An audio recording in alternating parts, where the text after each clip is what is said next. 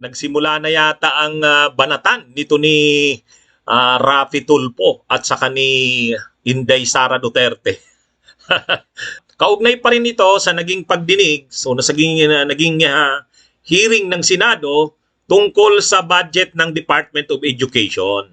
Ngayon, syempre, nandun si Sara Duterte, nandun si Raffy Tulfo, syempre si Tulfo, gaya ng dati, alam naman natin si Tulfo, mahilig mag-grandstanding yan eh. Parang lagi siyang nasa Raffy Tulfo in action, o kaya wanted, wanted sa radyo. Parang laging ganun si Tulfo eh. Ang style niya sa pagdinig ng Senado, parang alam niyang may audience siya kasi naka-live yung hearing, alam niyang naka-cover ang mga iba't ibang mga major networks, mga broadsheets, mga dyaryo, radyo, TV, o pati sa social media, talagang alam niyang lalabas ito. Kaya yung style ni Tulfo, grandstanding syempre. Grandstanding. Alam niyo naman ang style ni Tulfo kapag may programa siya sa radyo or sa social media or sa TV, tapos may nirereklamo ang mga tao tungkol sa isang opisyal ng gobyerno, syempre pinaparinig niya at pinapakita niya sa mga tao na parang sinisermonan niya ang opisyal ng gobyerno na bisita sa kanyang programa. Ay parang ganun ang lumalabas. Ay nagkataon si Sara Duterte yung kanyang kaharap. Ay si Sara Duterte din naman, spoiled brat naman to, alam naman natin dyan. Nagharap yung dalawa. Ngayon ang tanong, sino bang tama sa kanilang dalawa? I would like to put on record my manifestation of support for the budget of DepEd as a courtesy to our Vice President, Sara Duterte. However, I have some few questions and suggestions na kailangan ko pong erase kasi if I don't do that, I'll be remiss of my duty as a senator na nilapitan na maraming mga magulang na mag-aaral sa public elementary and high school para ilabas yung kanilang mga hinaing na karamihan sa mga magulang na ito ay mga mahihirap. Tricycle driver, jeepney driver, kasambahay, security guard, vendor, factory worker, pahinante, etc. At karamihan sa kanilang mga hinaing ay pare-pareho lang ang sinasabi. Malaki po ang budget ng DepEd pagdating sa MOOE, 48 billion pesos a year. And yet, every single day, nakakatanggap po ako ng reklamo mula sa mga magulang na mga mahirap natin mag-aaral para sa kontribusyon.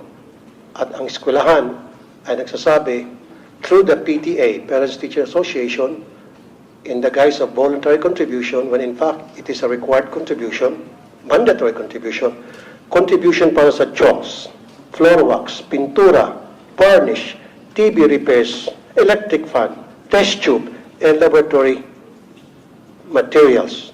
Kasama dyan yung printer. At alam ko po, yan ay napapaloob sa supplies and equipment na meron pong bilyones na budget from DepEd. Isa pa po, or ilan pa po sa mga sinisingil na mga public schools sa mga mag-aaral, na mga magulang, ay utility bills. Yung bayad para sa kuryente ay hiningi ng contribution na para magbayad ay yung mga mag-aaral. Yung bayad para sa janitor, yung bayad po para sa mga security guard, yung bayad po para sa repair ng CR, and pati po dun sa field trip na sana po ay libre. Now, ang tanong, can somebody run me through, paano po ba nadi-distribute, nadi-disburse yung billions and billions of pesos para sa mga nabanggit ko? How is it being distributed? At bakit po hindi nakakarating sa mga eskwelahan na marami sa kanila mga guro? In fact, I talked to some of them. Of course, I'm not gonna mention their name for obvious reason. Wala na po nakakarating sa kanila, kaya ang nangyari, nagre-remedyo po sila at ni-require nila yung kanilang mga estudyante na mag-contribute. Paano po nagiging required to? Kasi what they do is they call a PTA meeting. Ito po yung doorway, Parents Teachers Association. So pagdating po sa PTA, ngayon, ang first agenda palagi is kailangan natin magbigay ng contribution para sa chalk, floor wax, etc., etc. Kailangan natin magawa agad ito. So ang nangyayari, yung mga magulang ng mga estudyante na walang-wala, napipilitan, peer pressure ang tawag po niyan, sapagkat ilan doon sa mga magulang na mag-aaral na can afford, tumataas ng kamay. Yung mga hindi po nagbo-volunteer, hindi tumataas ng kamay, na binabagsak. Yung mahilig mag-contribute, mataas ang grado, at honor students pa. Kaya ilan sa mga magulang na ito, napipilitan dumiskarte para lamang makapagbigay ng tinatawag na contribution daw. Sino pong gusto sumagot? Madam Chair, Your Honor, Yusek Escobedo of Field Operations will answer the question. Madam Chair, good afternoon. Unang-una po, yung merong existing policy ang Department of Education as regards to the no collection policy, because tama po ang nabanggit ni Senator Tulfo that we have the MOOE, school MOOE, at kabilang na dito yung ano ang mga needs ng mga teachers, including repairs and payment for electricity. And we also recognize that merong mga PTAs na nag-i-impose na mga contributions because they're saying that they are a private organization, and meron na po kaming mga ongoing investigations. Isa na po dito sa Region 3 where the teacher involved has resigned. And Sir, the case- excuse me, let me cut you off. Hindi lang po sa Region 3, sa lahat po ng lugar sa Pilipinas, when I posted sa Facebook page ko yung reklamo ng ilang mga magulang na pumunta po sa radio program ko Wanted sa radyo, binaha po ako ng mga comments from parents all over the country stating that pati sila sa kanilang eskwelahan, yes, meron daw po talagang tinatawag na voluntary contribution from na inimpose po ng PTA. Ang nangyari po kasi sana, ang request ko, pagsabihan niyo po, pag meron pong PTA meeting, dapat wala na ang pag-uusapan na tungkol sa contributions. Dapat ang pag-uusapan lang po sa lahat ng PTA meeting, i-require niyo po, ay tungkol lang po sa academic performance ng mga estudyante o yung mga problema at hinaing ng mga estudyante, period. Kasi ang nangyari, tuwing PTA meeting, 101% ang unang agenda sa meeting na yan, and I have proof from parents and even teachers na ang first agenda tuwing magkakaroon ng PTA ay project. Ano ang pwede natin magawang project sa eskwelahan? Repair para sa CR. Varnish para sa silya na nasisira na. Bili tayo ng chalk, bili tayo ng floor wax, bili tayo ng ganito, ganon, ganon. Ang mga estudyante na walang pang contribute, kuminsan pinapahiya pa, nilalagay pa po sa group chat. Ito, nag-contribute na si Juan, si Mario, si Pedro. However, si Rolando hindi pa nag-contribute, si Petra hindi pa nag-contribute. So napapaya yung mga hindi pa napapag-contribute na nape-pressure po, in some cases, ito ang magulang, baka natututo pa magnakaw para hindi lang mapaya yung kanilang mga anak. And meron po akong proof tungkol dyan. And in fairness po sa inyo, this has been going on for many years. Even as far back as yung administration pa po, I can remember Brother Armin Luistro.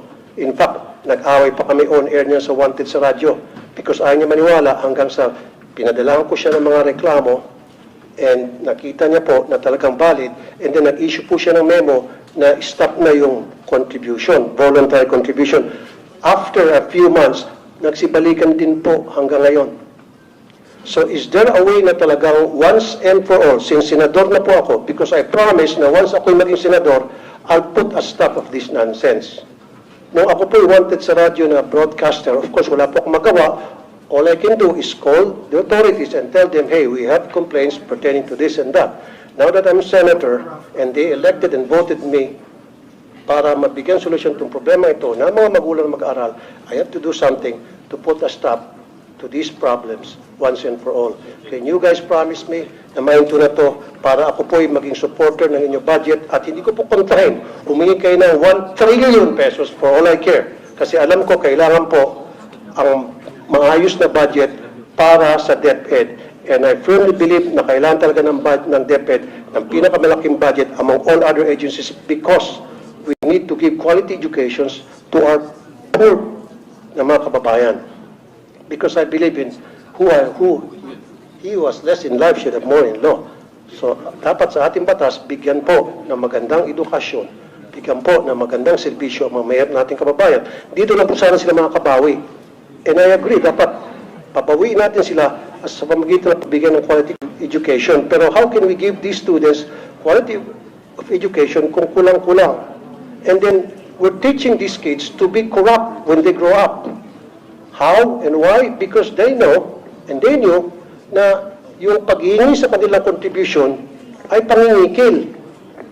Sir, So pag lumaki po itong mga estudyante, makikita nila na okay lang pala yung mangingikil kasi si teacher nangingikil sa amin. So paglaki nila, there's the possibility na baka mangingikil sila. Okay, Senator Tulfo, your time is up, no?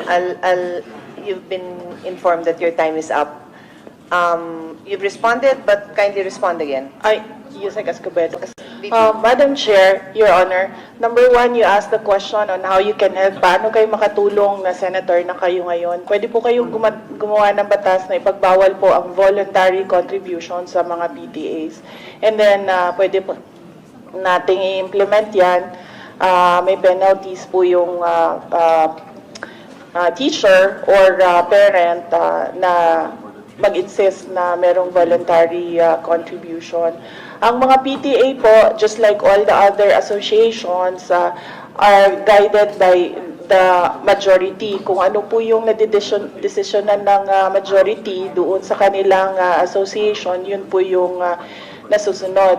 Now, it is a voluntary contribution. Ibig sabihin, hindi po pinipilit yung mga estudyante o yung mga magulang na mag-contribute kung yun man ang nadesisyonan na project ng PTA.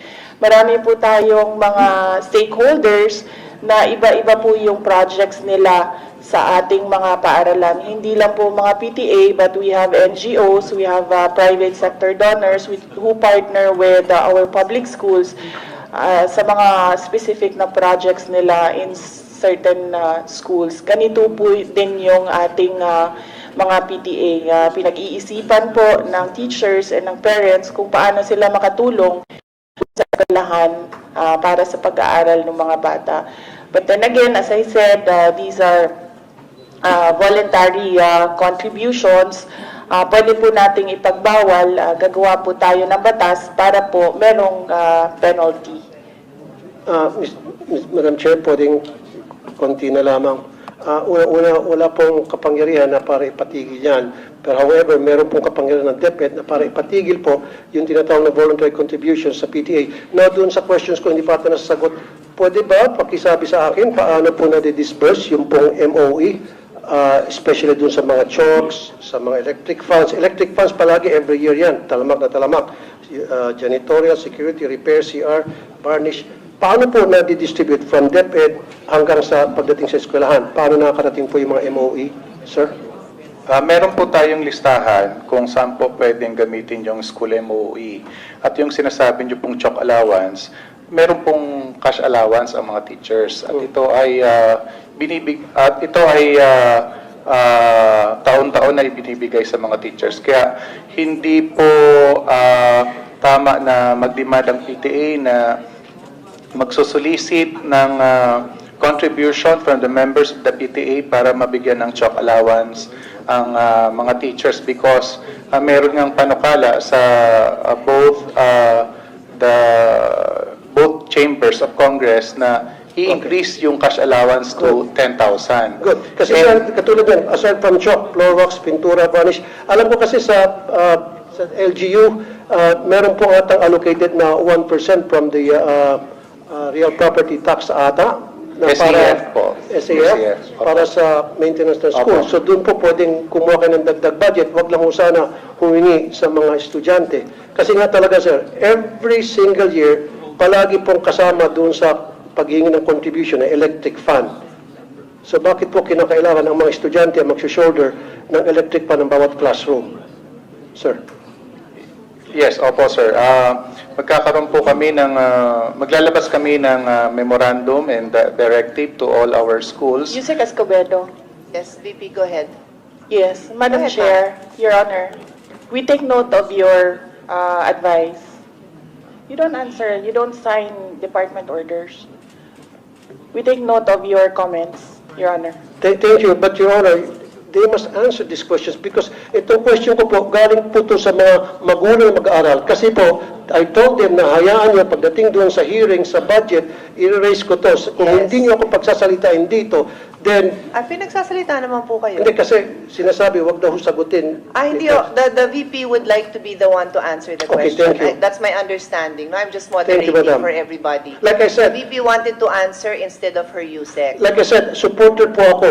Hindi ko po questioning yung budget. Ayaw ko pong bawasan. In fact, I'd like to put it in the record, kung dadagdagan pa yung budget ng DepEd, I will support. Kaya lang, kailangan ko lang po ng mga kasagutan sa ilang katanungan ng mga magulang na mag-aaral. I don't have anything against.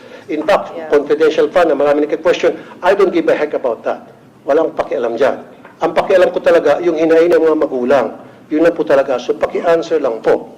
Kung sino saan ang gusto If I mag-answer. if I may, Senator Raffy, the Secretary took the floor earlier and responded that ang suggestion po niya, and correct me if I'm wrong, my understanding from the Secretary is that she said, what you could do, because you were asking what you could do now that you're a senator, is to pass a law that would prevent that. Because as far as DepEd is concerned, they have already issued the memorandums that prohibit contributions. Pero yung gustong gawin ng PTA, ng parents, my understanding is that's out of your hands.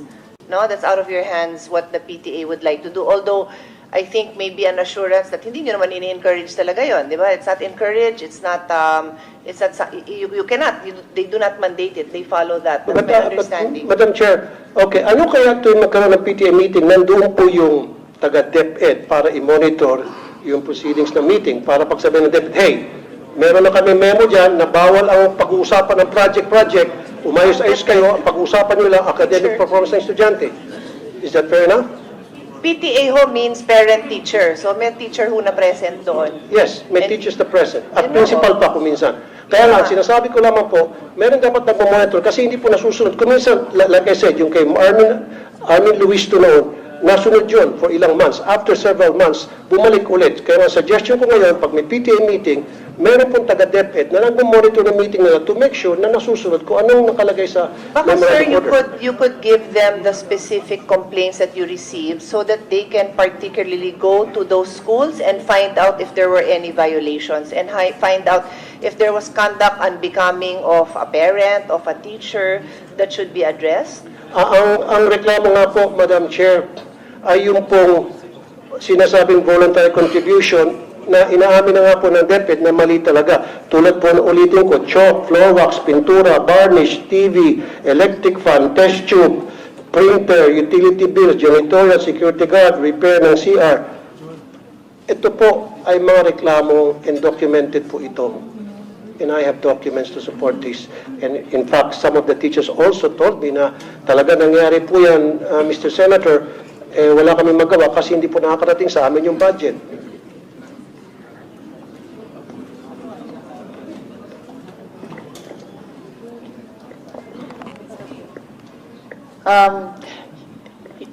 Madam Chair, Your Honor, we will submit the downloading of MOOE up to the school level to the Finance Secretariat. At tunay lamang po, Madam Chair, test tube. Hinihingan din po, kasama rin po yung Pwede test bang tube. submit natin? Kasi sir, I've reminded everyone who's... Last being na on naman po, their Madam time. Chair. Last na naman. Sige. Test tube. Alam ko meron natin 500 billion na budget for the test tube. Parang every year, bilyones ang nahalap para sa test tube. Kasi marami rin po ako mga magulang nagreklamo, pinapakontribute para sa test tube, laboratory test tubes. Ano ho yun, sir? Kasi I Test handle the tubes. budget, so Test tubes I can po. Yung test tube attest. po para sa mga I laboratory. have not seen 500 billion for test Or at tubes. least, yun po ang pagkakaalam ko. Yun pong... Ay, wala akong 500 billion. Ako na ho magsasabi Okay. So anyway, bakit po yung sa test tubes? Sige na lang po. Bakit po test tubes paulit-ulit po every year hiningan po ng contribution ng estudyante?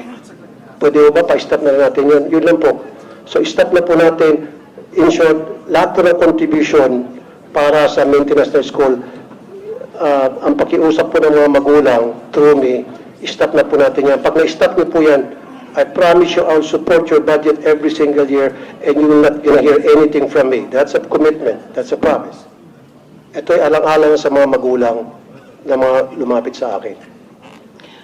Madam Chair, Your Honor, we take note of the advice of the Honorable Senator Raffy Tulfo. Sa totoo lang, walang kwenta tong pinag-uusapan ng mga ito. Ang dapat na nire-raise ni Tulfo na issue kay Sara, yung confidential at intelligence funds. Yun! Tama po yun. Totoo naman, yung issue na ni Tulfo, totoo naman yun. Yung pahirap sa mga magulang at saka mga teachers. Ano? Kasi dahil kulang-kulang nga ng mga budget, ang nangyayari, humihingi ng mga donations, contributions, solicitations para sa mga chalk, para sa test tubes daw, sabi nga ni Tulfo, totoo naman yon. Kaya lang, ang bottom line doon, bakit kasi napakalaki ng budget sa confidential at intelligence funds? Yun ang pag-initan dapat ni Tulfo, di ba? Nakikita niya yung mga bagay na tulad niyan, yung chalk, yung test tube daw, yung mga pintura, pero hindi niya nakikita yung ginagawa ni Sara na pagkagahaman sa pundo. Yun, kaya wala tayo, pareho sila inutil. Sa totoo lang. Si Sara naman, gusto niya pa maglabas pa ng batas, gumawa pa ng batas tungkol dyan. Ay, ano ba yan? Mauubos lang ang oras sa mga ganyan na bagay. Gagawa pa ba ng batas sa ganyan na tungkol sa pagbabawal sa mga contributions? Pwede namang, lang yan, department order na lang yan. Order niya na mismo bilang secretary ng DepEd na nagbabawal niyan. O, di ba? Tama naman si Tulfo sa bagay na yon. Kaya, kung akong tatanungin nyo, ewan ko kung agree kayo, pareho, wala tayong maasahan dito sa dalawang to, di ba? Bunyog, bunyog, halikan na kasama ka. Bunyog, kapag buklod ay may pag-asa. Luzon, Visayas, Mindanao, isa ang pananaw. Sa bagong Pilipinas ang bunyog isisigaw. Bunyog, bunyog, bunyog.